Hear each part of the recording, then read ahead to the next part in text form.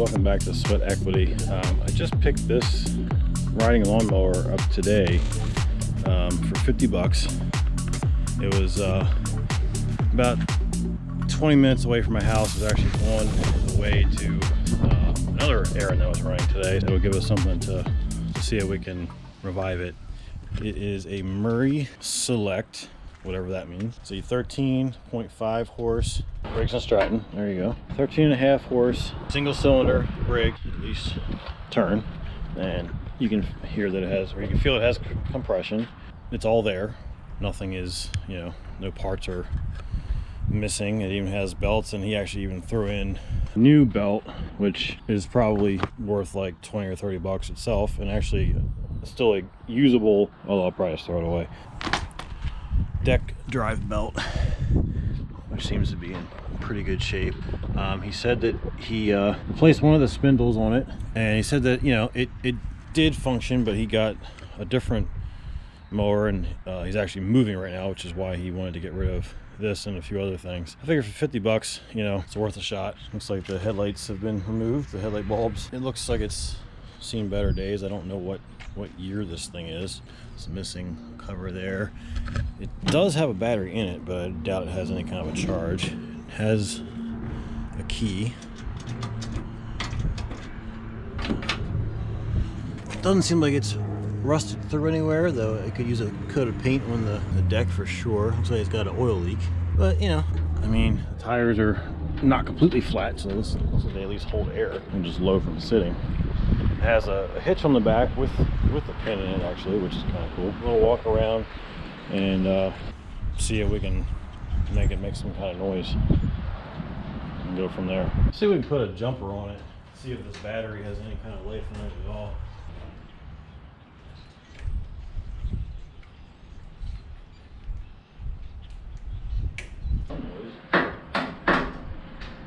It's got plenty of oil in it, probably take too much. This is the kind of project that I really have to remember that, it's cheap, it doesn't need to be perfect, it needs to function. Way too much oil, it's like up to here. Sounds like everything moves freely, deck raises and lowers, move, could be a lot worse. Alright, got another battery that I knew was good. I did notice that he's got kind of a messed up battery cable right there, or no end on it, so that would be an easy fix. It's always nice though when the first thing you do on something is you notice, how do I put this politely, some MacGyvering, like it's just a bare wire pinched between two washers, where all you have, like this is like $1 to buy a little crimp-on eyelet. This is the kind of thing that you do it to be temporary, but then you never get around to actually fixing it properly. But what he said was he stopped using it because he was always having to fix it. He couldn't just get on it and use it. There's always something that he had to do. Little things like that, if you just take care of it, then it's done and you don't have to worry about it again. A little sticker here. I don't know if there's... Okay, 2004. 8/20/2004. So it's 17 years old. Tight connections.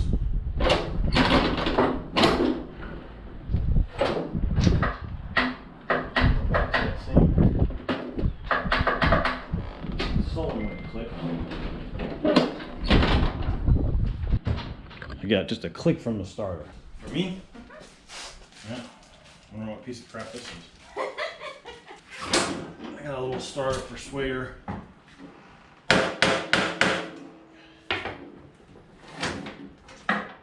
Nope.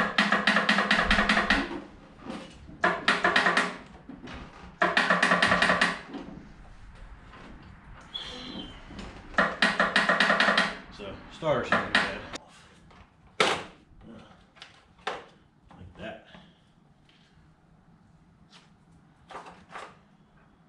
I've seen worse. There's 3/8 bolts, if I remember. Well, unfortunately, my 3/8 stuff, or I'm sorry, my standard stuff is on the boat right now, which is like a whole 50 feet away.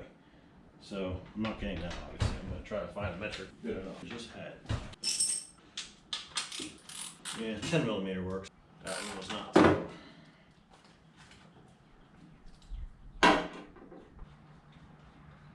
Never actually looked in the gas tank. It's plastic and pretty dry.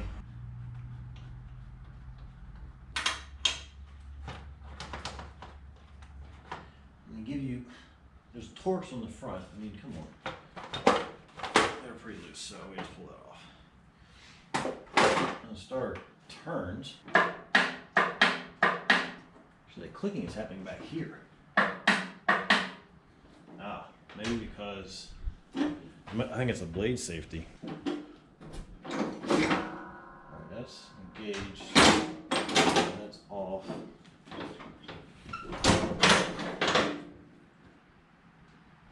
Oh, maybe I have to. No. Neutral. Okay, there's a starter solenoid right here. It might just be that it's too much current for my, because it's not like a car where you have the main power coming in, then you also have the solenoid is right on the side, and it's part of the Vendex, which will engage this into the flywheel. Well, in these, they pretty much just, it's like a one shot. I think you just give it power, like battery power, and it turns. So I might just have to see if I can get like a jumper and to see if we can just give that power right to it there. All right, so we got some jumper cables. Hook this right to the battery. Really only need to do the one side. We just need to do the positive. So this should be hot. So if I touch it to this, yep, there we go. Got a bad starter solenoid. That might be why it was stopped being used. Let's see. I don't think it has any gas in it at all, so we'll put some gas in there. Alright, that should be enough to make a fire. So we're just gonna forget about everything, put some gas in it, it turns, put the ignition on, and we'll jump it. It's in full choke right now.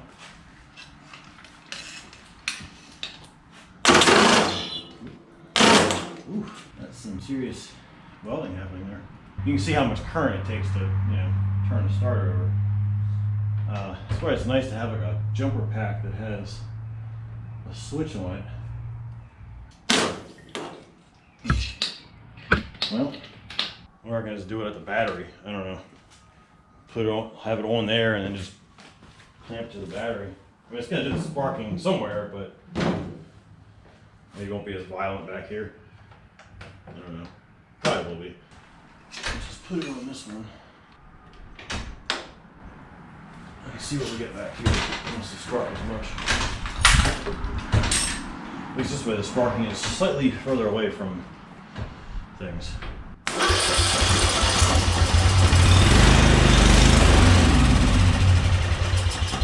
Well, it runs.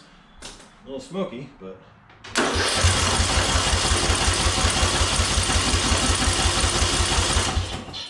well, it did run. I mean, it's something.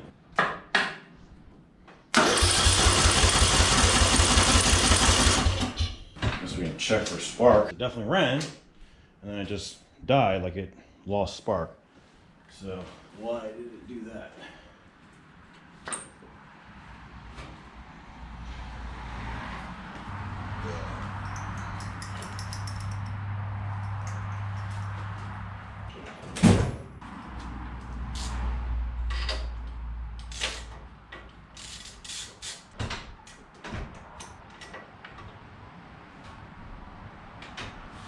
It's now soaked with fuel. You may have fouled the plug a little bit. Stick one of these moped spark plugs in here.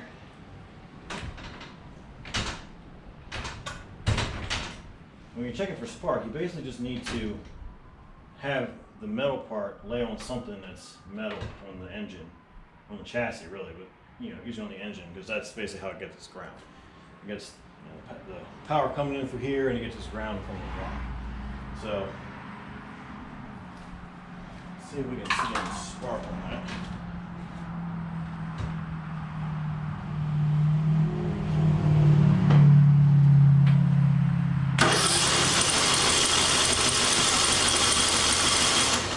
That's negative.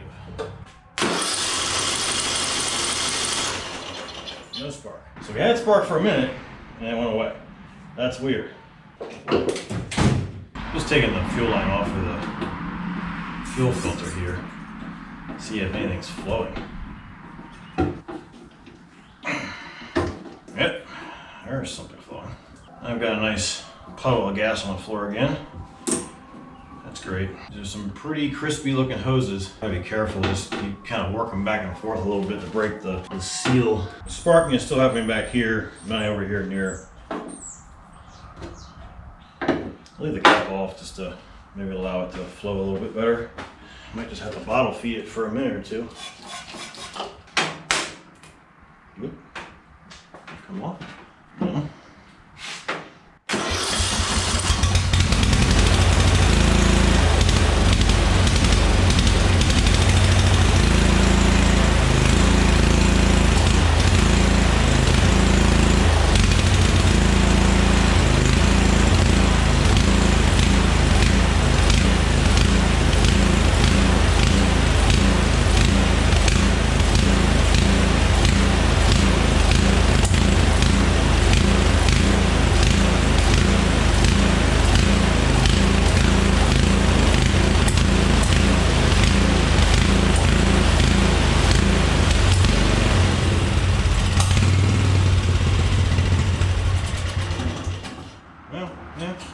It runs. It definitely needs a carb cleaning. That smoking is because that was two-stroke oil, and also the thing hasn't run. Who knows how long. That's really nothing. And I mean, you know, you kind of have to expect to smoke a little bit.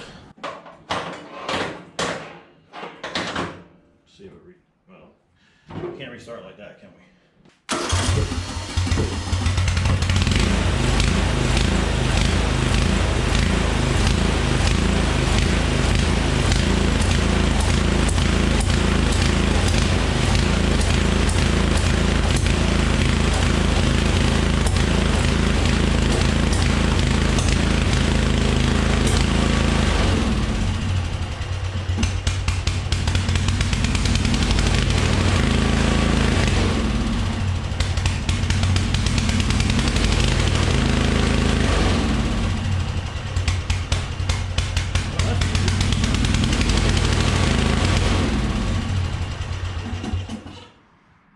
Yeah, it's definitely a little smoky. I might see if we can push it outside and see if anything else works, if it actually moves. I'm pretty sure that's all going to be a carb issue, you know, run issues. But I mean, it does change.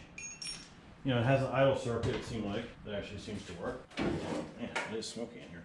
I'm going to put the cover back on it. Some of that might be the fact that it doesn't have any restriction over the air intake as far as the lean surge and all that kind of stuff. At least that sounds like a thing, huh? Just go in there a little bit. And let's see.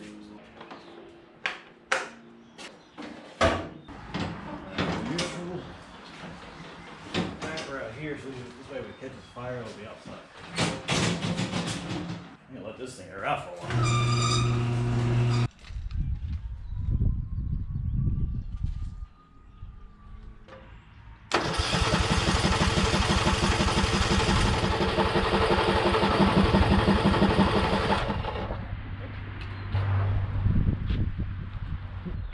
Smoke is still coming out of that garage.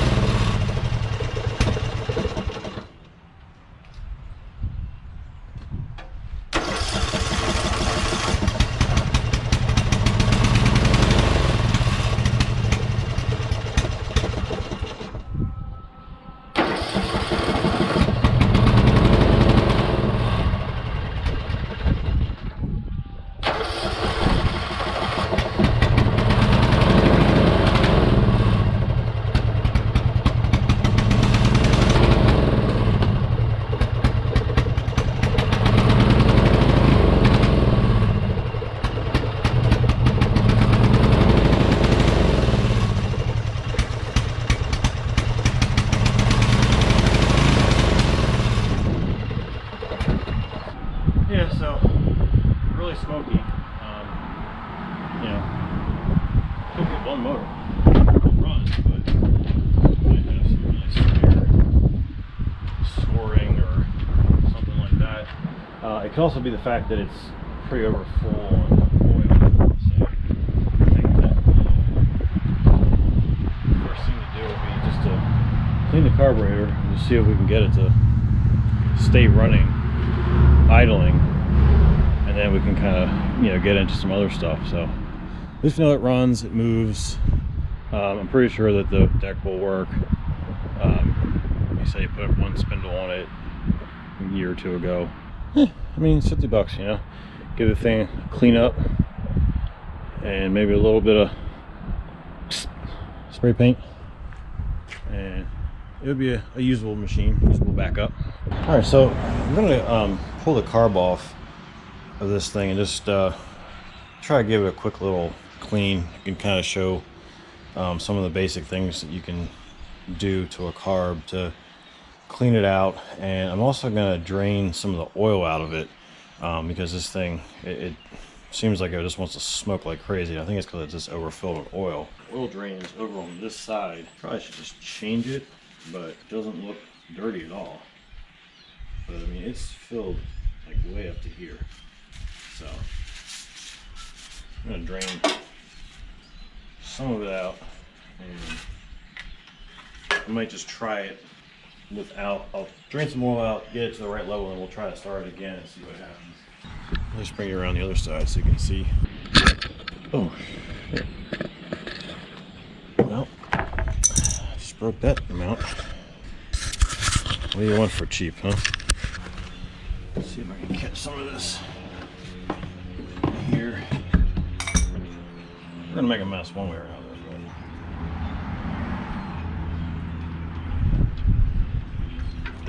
Ooh, well, nope, that's not gonna change. It's full of gas. Yeah, so that's indication that I was stuck float. So, yeah, glad I did that before I ran out too much longer.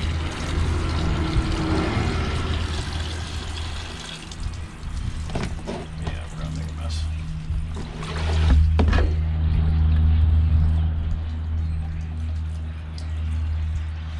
Yeah, you can smell, I mean, smell it, it's obviously just totally full of gas. So, carbs has to come off, make sure that everything's working properly. Just let that shit drain, because that's, you need to get as much of that out of there as possible. Just clamp that off. Didn't all run through there. It may have actually, because I kind of hit this, but that was full yesterday before I even tried to run it. So I think this is something that's going to go along with it. That's probably why I could see there wasn't an oil leak under the engine, because that gas is just so thin that it's probably going to just pour right out by those seals. I went looking for some regular pliers, but didn't get those. Pinch that off so we don't just lose everything, otherwise all that would pour out of there. Alright, those are 7/16. Pull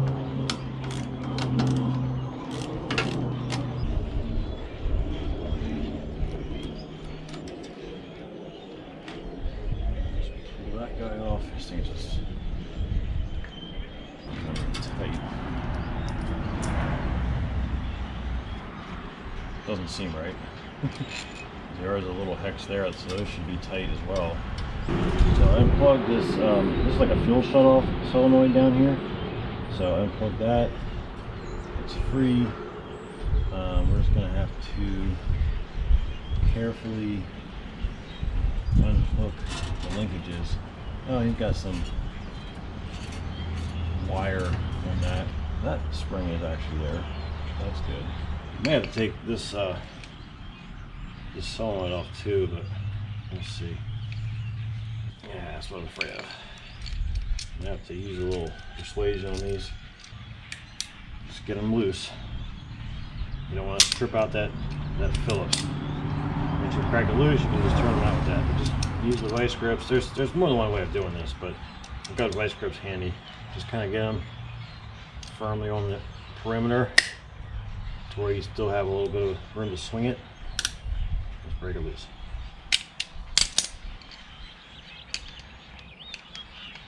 because you don't want to strip out your Phillips heads. Doesn't look too bad. Just a little bit of garbage in there. There's a gasket right here. It's the bowl gasket. It's what keeps it from leaking. And this here. Basically, this right here is your float. So this sits in here. This will fill up with fuel. But this is your fuel inlet right here. So fuel comes in through here. That's called the needle. And that basically just goes right up inside of here.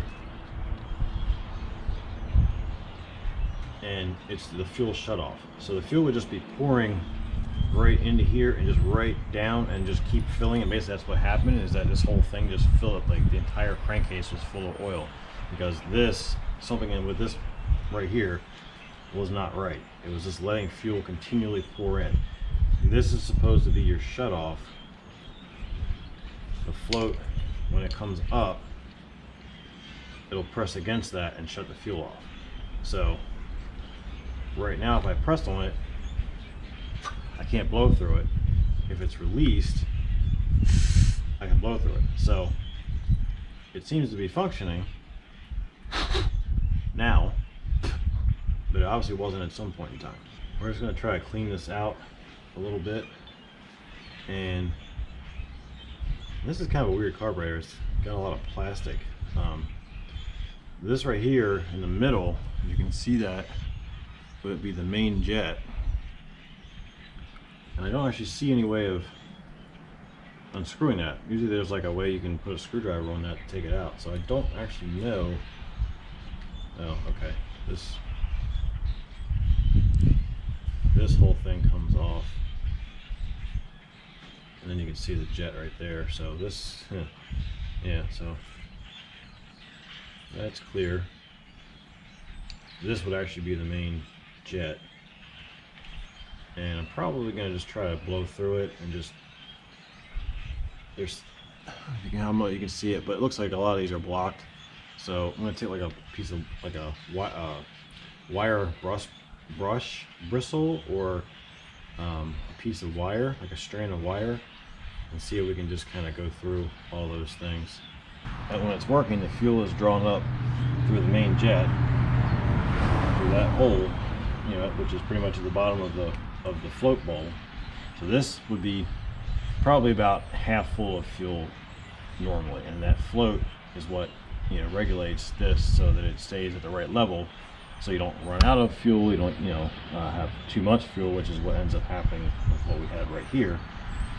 And this part is just sucking that reserve of fuel there up in here as it needs it. And basically this right here is the choke.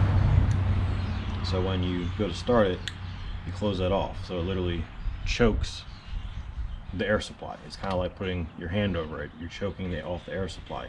And what that does is it richens up the fuel mixture. So at that point, you know, you just have these little holes here that your air is going through.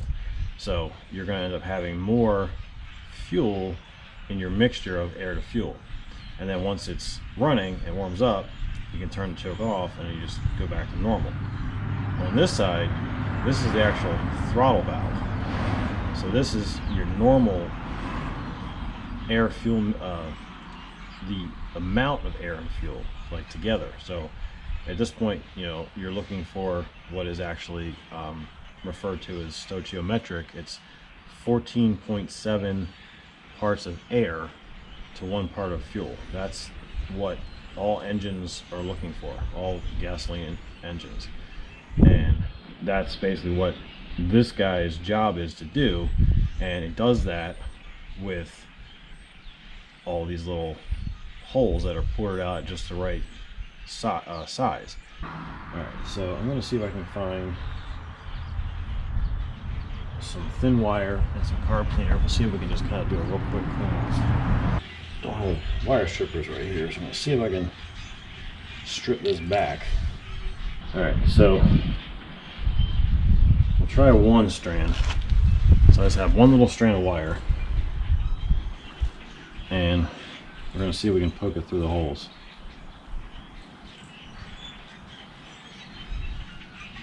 So that one's open. Kind of thought that one would be. Thought there was more. Maybe not. It is clear.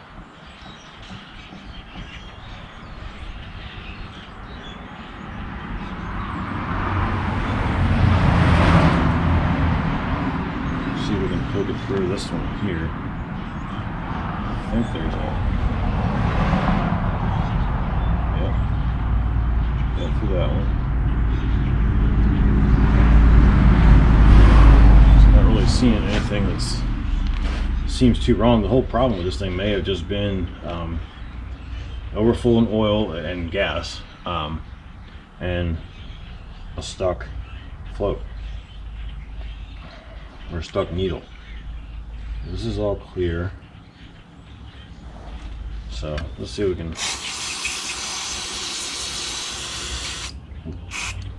go through all these holes as much as possible here.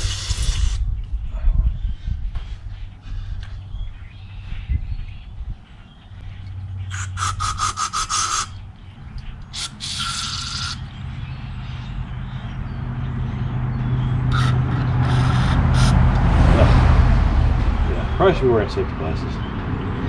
And also, carb cleaner like this actually has a little bit of oil in it. So when you're doing all this, it also lubricates these throttle valves. You know, because they kind of want to stick. You know, it's just metal on metal, kind of. I mean, you know, it kind of touches it on the sides. And if you have like a really sticky throttle, like sometimes, you know, like an older car. You know, you like try to press the gas and it's like all of a sudden it just kind of jerks, and it's, you know, you've got like half throttle. It was like a jerky motion. You might just need to get in there and just kind of clean the throttle plate and give it, you know, some little bit of lubrication with something like this. So I'm trying to save this gasket here. Probably should try to put it on this side. I'm probably going to regret that. It's all in one piece right now. But it's still pretty pliable, so this is probably not that old. This was the original gasket. This would just be like hard plastic at this point. So let's see if we can just kind of lay it in the grooves on here. It's probably hard to see, but there's grooves that this has to fit in. It's kind of a weird setup. I've never really seen. Normally it's just a ring around the carb. Just wipe that off a little bit. It's like a leaf stuck in that main fuel shutoff, you know, the seat, I guess you would call that there. And we gotta line this up, spray a little bit right here. This would be the seat.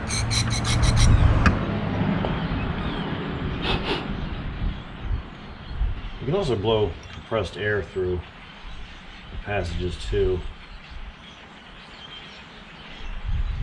But it doesn't really seem that bad. So I'm gonna just ignore that and put it back together.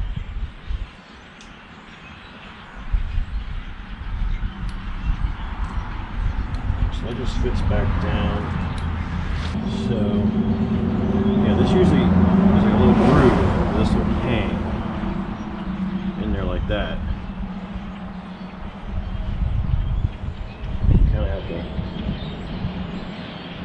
you can see it. We have to get it, the needle to go back down that little tube there. Like that. And then you take this little pin. Slide that back through.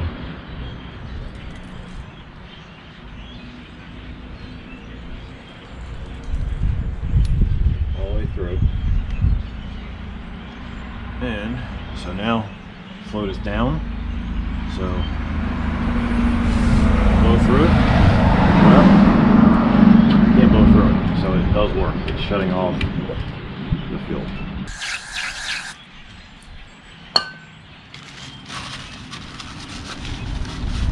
Too bad, just a little bit of crud down in there.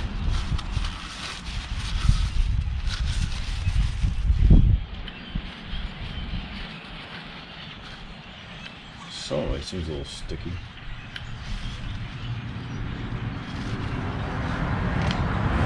So this,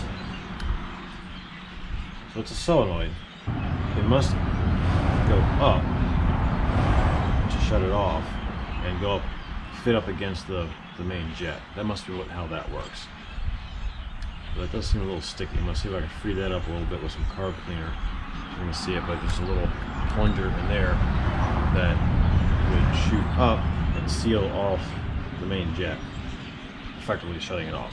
So it has two ways of shutting it off, because when you turn the key off, you're basically grounding out the coil, which shuts off 12 volts to it, but it's also shutting the fuel off. Yeah. Well, that moves a lot more freely now. That was all gummed up. Yeah. Now we're cooking. So we'll see if we can put this back on. And this pin is just held in by the sides of the bolt. So when it's around it, it can't slide out. So there's no way of securing that other than just putting this on. I don't think it matters which way this goes, but I want to try to get it so that gasket, there's like a little bit of a groove here where that gasket's supposed to go in.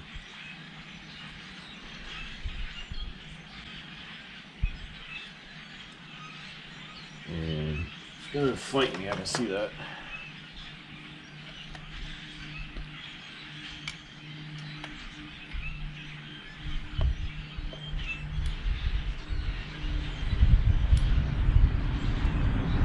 Probably are supposed to see it a little bit though. So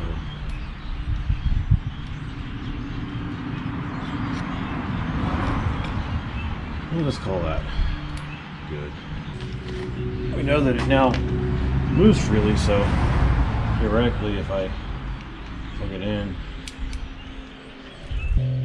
turn the key on, you should feel the solenoid engage. Yeah. I can feel it. So that works. That's good. So now we got to put the linkages back on. This is the side that faces that way. Let's see. So this one is the throttle. This is coming off of what's called the governor right here. Governor will be, I'll explain that in a different video. But that goes here.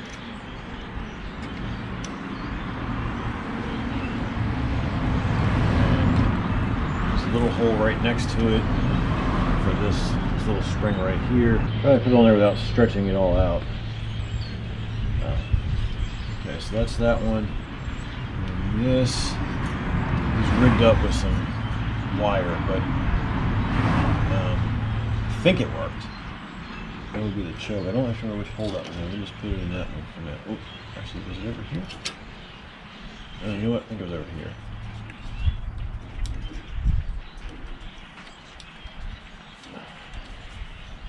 I think it was over here.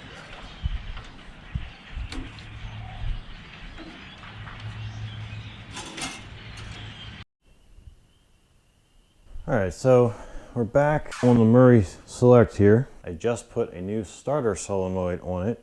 Just did a quick separate video on that. So now it should start right up.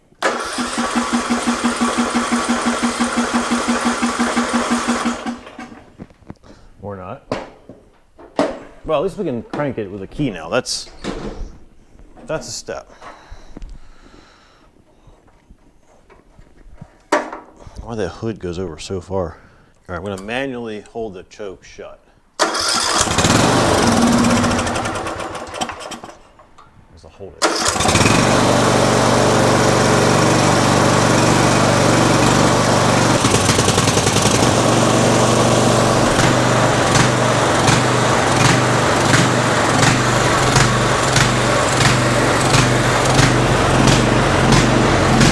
So it runs now. Definitely got a surging idle.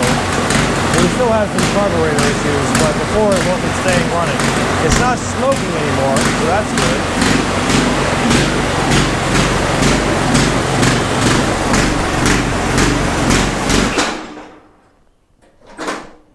right, I guess you have to have your foot on the clutch for that.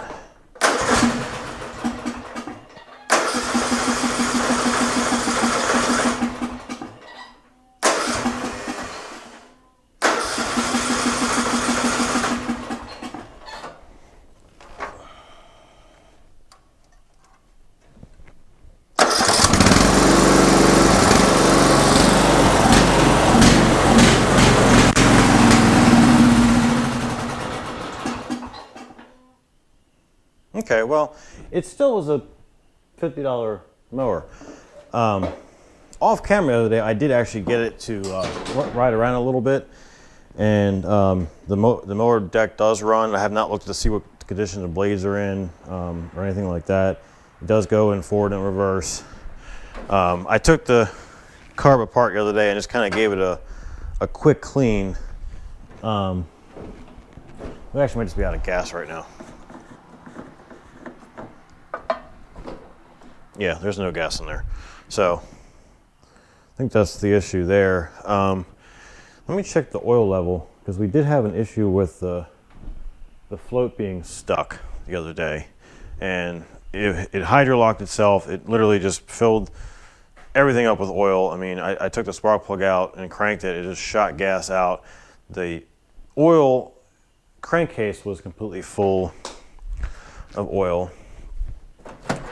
I dumped some oil in it the other day, but it's not filled up to, it was nowhere near full, but it had some. So if this thing is like way overfilled now, then we might still have a problem with the float getting stuck, or the needle getting stuck. And it's still down there. So I got some more oil. At least we get the right amount of oil in it. And put some more gas in it. It just ran out of gas right there. That's all that was. Might put a little bit of like Marvel Mystery Oil in there just to try to help clean some things up. I've done that with a few things. All right, so we'll go ahead and top this thing off here. I don't think this engine takes too much oil. It might just be about a quart that it takes. I think I had a little less than a quart that I put in it the other day. It's only a single cylinder. It's not a V-twin like my other Cub Cadet. I think I had a rag somewhere. There's a really dirty one. Still looks low. Oh, this thing only holds 1.4 gallons. It's really small. I think my Cub Cadet holds like at least 4, if not 5. So I guess this is really meant for a small yard. Yeah, you probably wouldn't even be able to cut this whole acre long on one tank of gas. I don't know, maybe.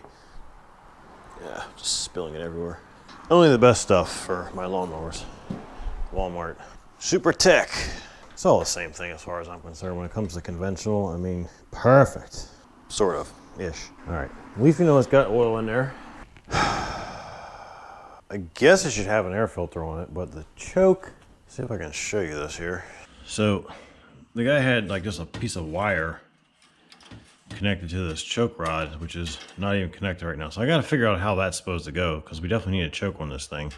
Right now I just have to kind of like pull this thing back, let it warm up a little bit, and then kind of let it go. But if I have all the covers on it, I can't do anything with that. That's a little bit of a problem. For right now, I'm gonna just see if I can make it do anything again. I really hate these new kind of gas cans. Yeah, because that shit happens. You cannot pour from these gas cans without just taking the damn thing off. And you still make a mess.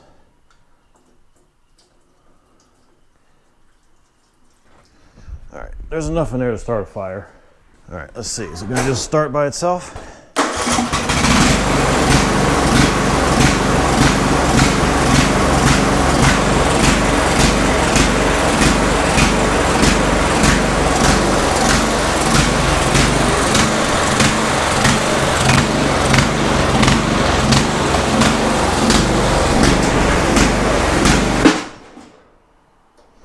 Does not, oh, I guess I have to have my foot on the brake. No, it doesn't like doing that. Interesting.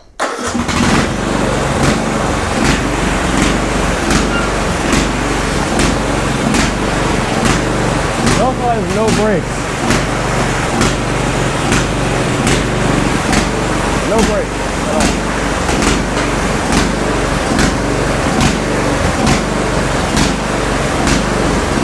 Oh, now they turn off.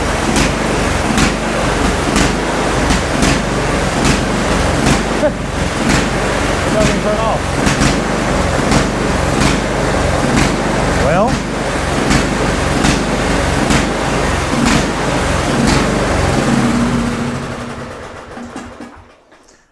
I don't know if it just died or if it actually just decided it was going to turn itself off.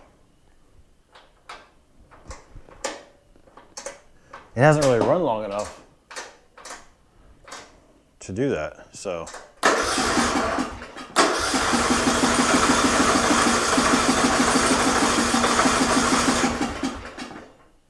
Yeah, I'm not sure what's going on with that. I know you didn't run out of gas that fast. I think I may have, the other day when I was actually running the mower deck, I think I ran over a root or something out there, like a stump, and it jammed the whole thing up. So I think that's why it's not running. I think I have to check the blades. They're probably stuck. Ah, yeah. All right. Seems like it wants to get stuck on something. Yeah, it's hitting over on this side. Oh wow, yeah. I dented the whole deck up. I'm gonna have to just like bend that back out. I don't know if I did that. I mean, it ran before, so I must have done that. Just making about a 27-point turn here. Instead of just moving the camera, it's just like a big bend in this thing. I'm probably gonna just taking this thing off anyway. It needs to be cleaned and probably painted, and the whole thing a good cleaning. I may end up cheating and just buy a new carburetor for this thing because I don't think it's going to be very expensive at all. And I think it seems like the engine itself is fine. It's not smoking anymore, so that's good. Now it's got all that old gas drained out of it. When it runs, it doesn't smoke. It doesn't make any noise. It seems to be, you know, I think the motor itself is good. You need to clean this thing up and just kind of beat this out a little bit and just kind of go over the whole thing and, you know, just clean it up. Maybe just give it a quick pss, pss, pss, pss, you know. And I think it'll be a good lawnmower for somebody. Not sure why it's not starting again. I don't like how far that hood goes. No, it starts right up.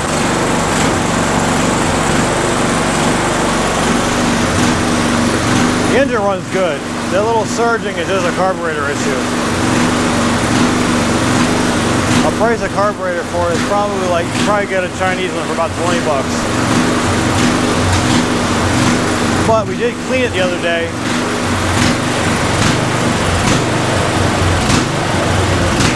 I don't know why it doesn't turn off. That's interesting.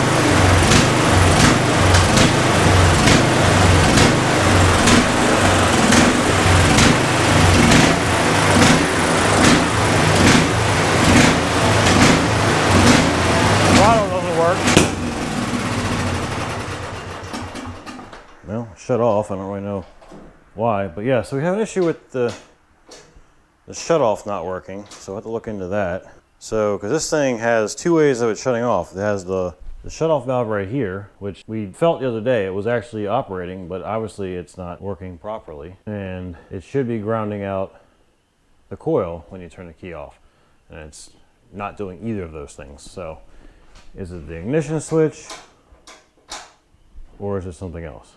So, we've got a couple of little things to look at, but it does run, it does stay running. Somehow I managed to bend the mower deck. That's not the tractor's fault, that's my fault for not looking where the hell I was going. And yeah, so just, you know, a couple little things. Maybe it'd be like $100 total into it and some sweat equity. See what I did there?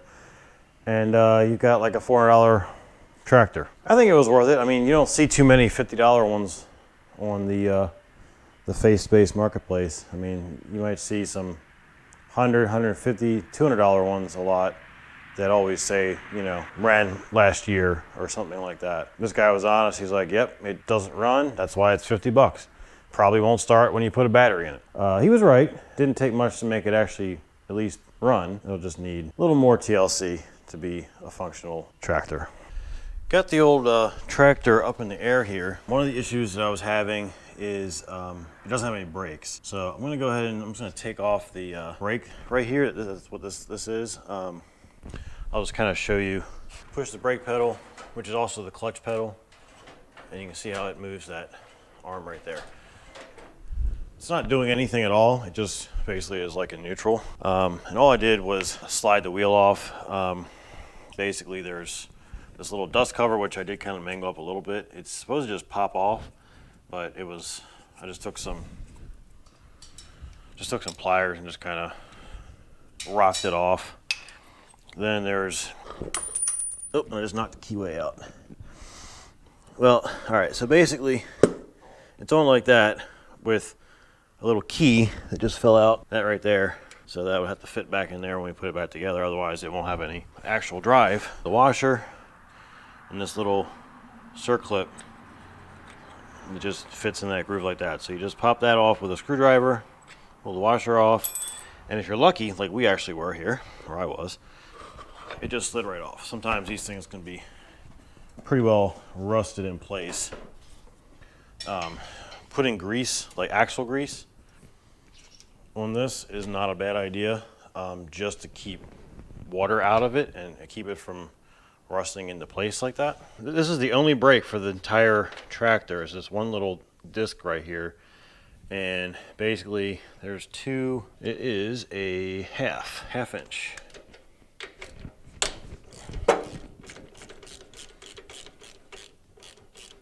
Now, I've never taken one of these apart before. Yeah, so there's one of the, they call these pucks. You can say it's a brake pad or a brake shoe, but evidently a little spring there. Pop that off.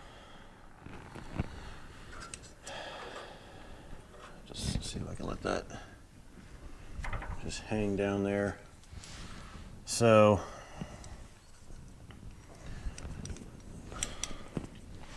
pad just sits in here, and this is fine. Like, it's worn, but it's not worn out from what I have gathered. Oh, this is going to fall apart.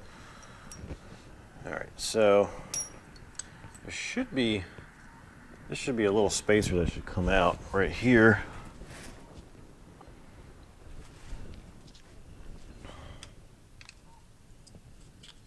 Yeah. So there's this little metal spacer that goes in here.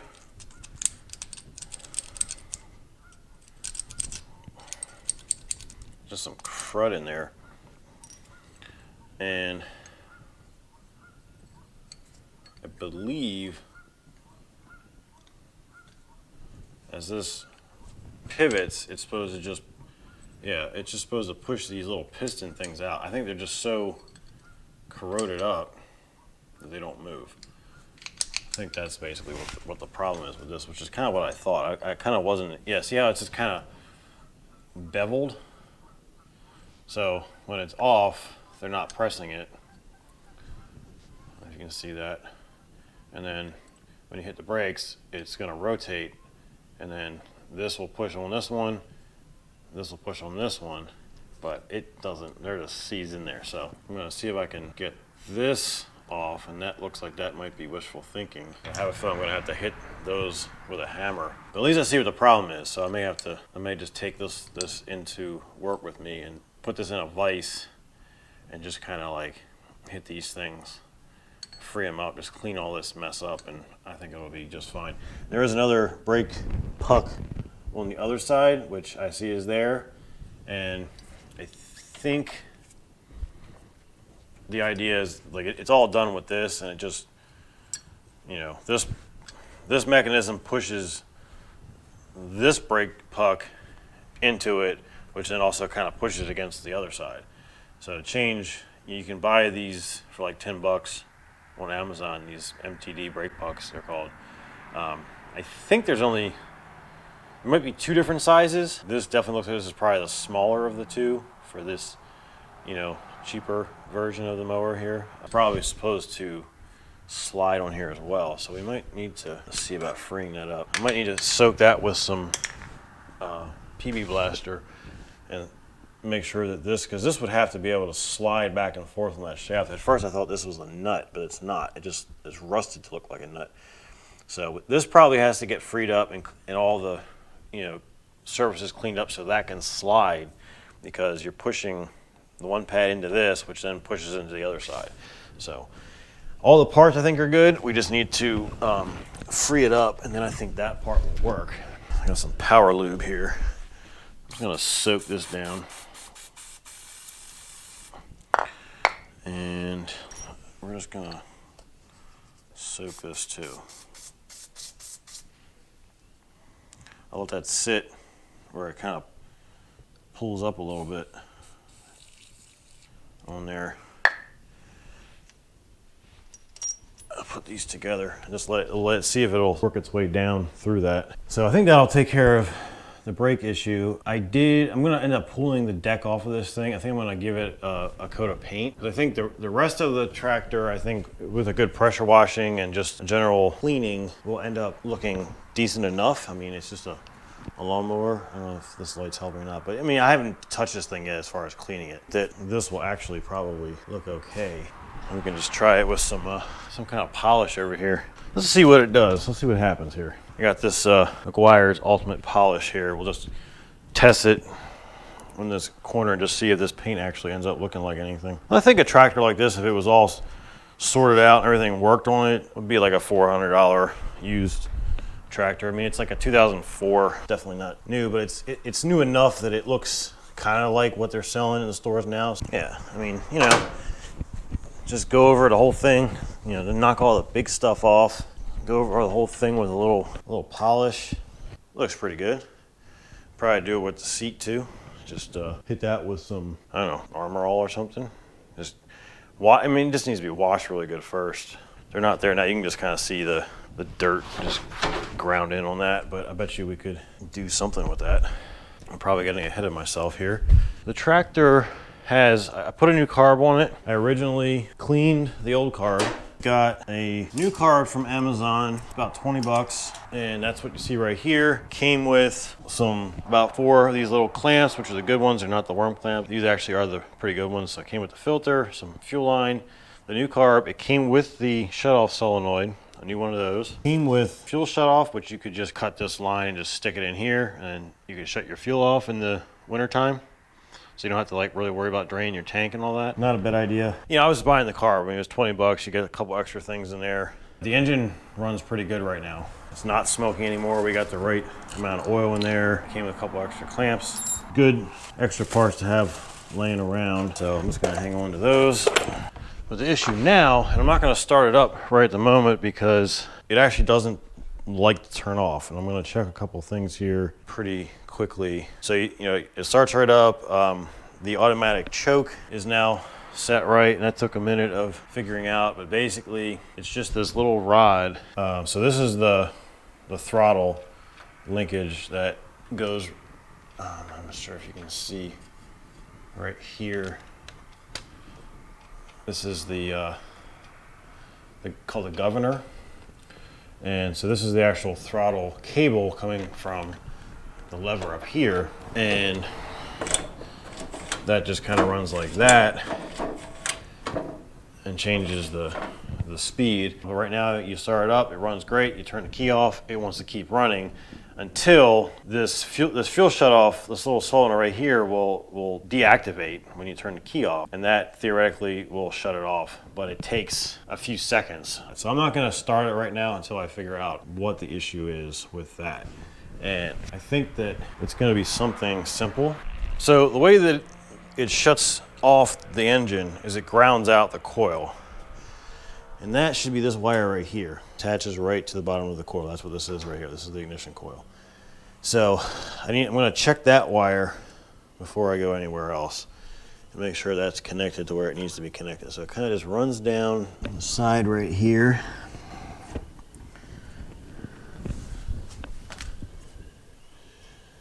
Is black wire. Comes up into this connector, which is connected. We do have 2 wires right here that are just bare. So I need to fix that, like now, because that's not right. And I did loosen this. I was thinking it was going to be an issue with the key, which it might be. So I loosened this just to kind of look at where the key was. And I see this one wire. It's like a double black wire that's attached to it, which I would bet is the grounding out part of that. I guess I need to check and see if that wire actually does turn to ground when the key is in the off position. All right, so I'm hooking up my Snap-on, I just call it the Snap-on Power Pro, which is basically what it is. We're gonna just go into the volts DC, and it's showing right there that the battery, which I did revive, actually, this is the battery that came in the thing. You touch this to metal, and it should beep green, and it shows you right there. I'm just touching anything is, you know, part of the chassis ground. So starter casing showing negative, 0 volts. If I touch this right now with the key off, that should say green, negative, and it's not doing that. So that might mean that we have a bad switch, ignition switch, because it's not grounding out the coil. So what you can do with something like this is you can either give it positive voltage or you can give it ground. So you can press the button. So now the tip has got 12 volts on it. So in this case, I would be pressing the negative button. All right, so maybe I will just go ahead and start the thing up. You can see how good it wants to run now, even though it'll probably try to make a liar out of me. I think everything is clear, so push it up to choke.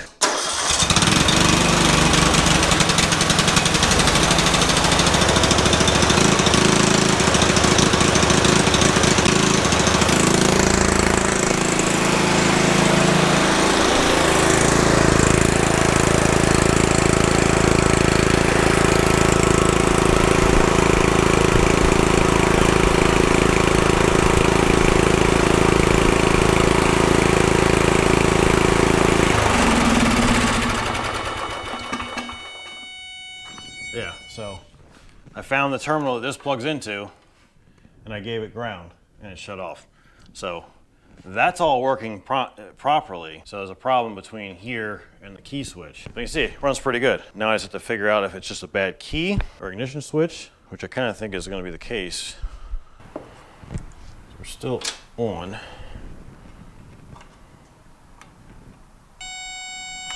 Now it's showing negative. See, now it's working. It's in off, it goes negative. Turn it on, so now it should work. I don't know what happened, caused it to want to work, or maybe I threatened it enough. All right, so it's back on there.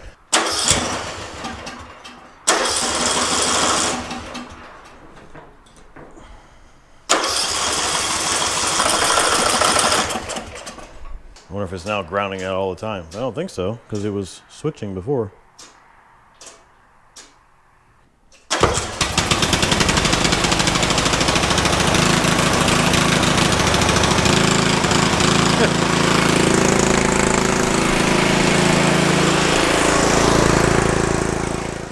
Got the caliper part of the brake freed up at work today. I just kind of cleaned it all up and put some anti-seize in there.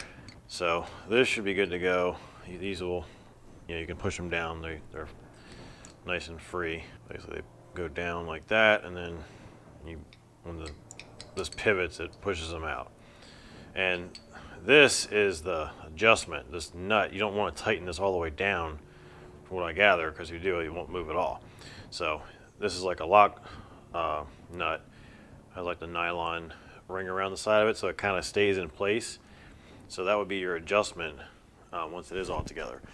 I brought home my air hammer, and I'm going to see if we can get this off. I tried last night doing it by hand. I mean, I had like a pickle fork under there. I tried pry bars behind it. I try to like wedge like the pickle fork or a chisel behind it, and then try to hit the shaft, like, put pressure outward on this and pressure in on that.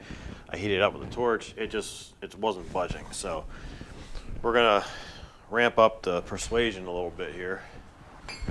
So I also don't want to break any of this stuff, but Don't really know what else to do. I'm just gonna try to hit it like kind of over to the side. All right, it moves. That's good.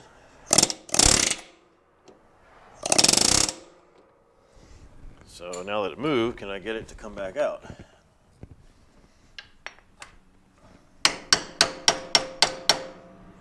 I can clean this up now, so it's going to be nice and, I mean, this doesn't look bad at all.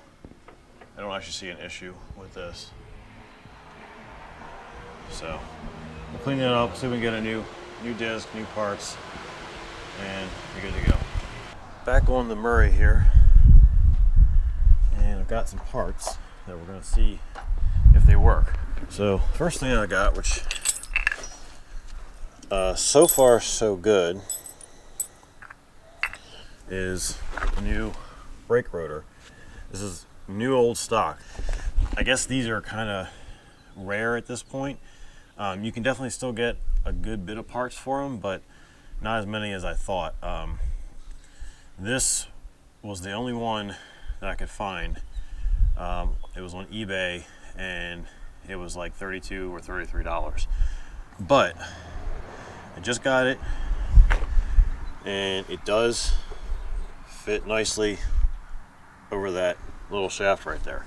Now we gotta see if the little keyway, it's like a half moon shape, but it fits. The half moon goes down into the shaft like that.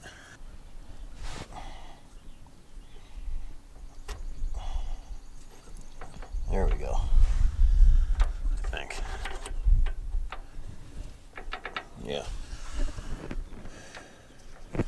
And it is supposed to be able to slide. That's what was, you know, the one that the previous one actually broke off. I'm not sure if I got all of that on video, but I tried everything. I was heating it up. I was trying to pry it out while I was pushing in with an air hammer. I was able to get it to kind of go in more, but I could never get it to come back out. And eventually it just cracked. I did everything I could to prevent that from happening. So unfortunately I paid $32 for this and I paid $50 for the whole tractor. At this point, it's still okay. I haven't spent I think I had spent $50 in parts until this. So at this point we're about 130, 140 bucks total, including buying it. And you know, I think it's still like a $400 tractor if everything is all working properly, especially in early spring. So hopefully this works. I'm gonna see if I can reuse the brake pads, at least to test it, although I'm missing one. Let me go see if I can find where the other one went. All right, I've got it. So I did kind of damage it. I don't know. I guess I can put it in backwards.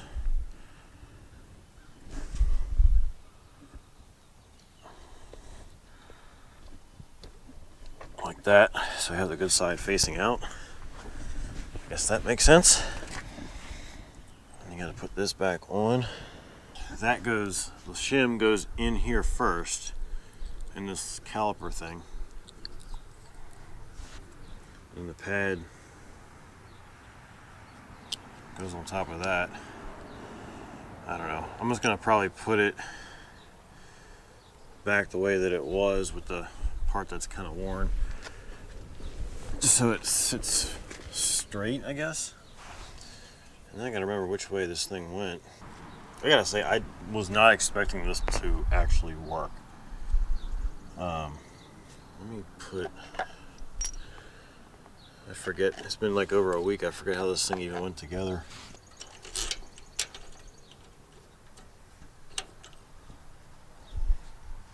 Maybe this didn't go over that. I don't think it did. That should go like that. Spring probably goes here. I think that would be right. I don't remember what this was for. I guess we'll find out. Tighten this back down.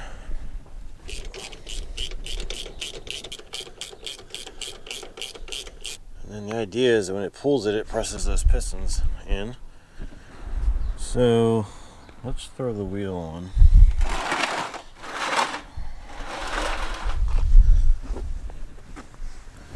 Wheel also has a key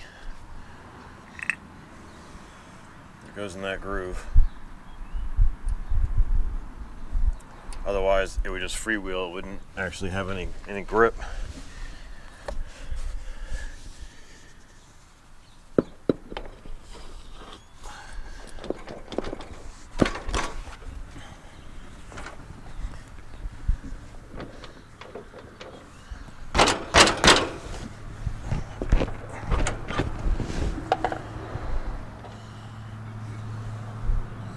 Probably could put some grease on that, but it's probably gonna be coming back off again. So let me just for testing this.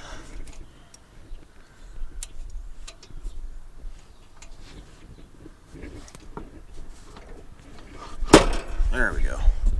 And that locks it into place. And you've got,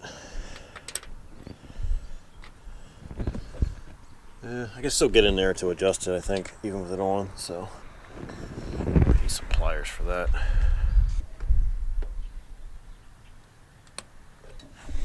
Let's just see if this thing has any kind of brakes at all now.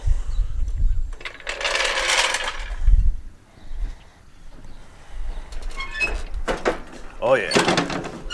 Look at it. Well, right now it's locked in gear, I think. Actually, no, it's not. Well, yeah, we have great brakes because they're not disengaging. So I probably have to loosen that one nut. So at least they work. They're just holding too well right now.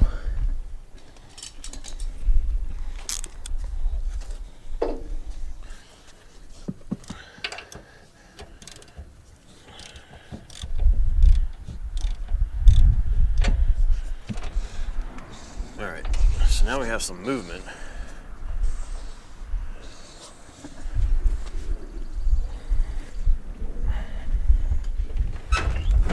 Yeah. Brakes off. Brakes on. Great. So we got brakes. All right, guys. So the Murray Select that I paid 50 bucks for is now a running and functioning lawnmower. I'm going to demonstrate it right now. The ignition switch that I ordered was incorrect. It had, the pins were just wrong, and I couldn't find anything showing what they actually were supposed to be. So I just put the old one back on. So it still has that issue where it doesn't want to shut down right away. It basically waits till it runs out of gas. Other than that, it's fully functional, has brakes, mower works. So I'm gonna got you set up right here. I'm gonna bring it around and just kind of show you cutting some grass back here.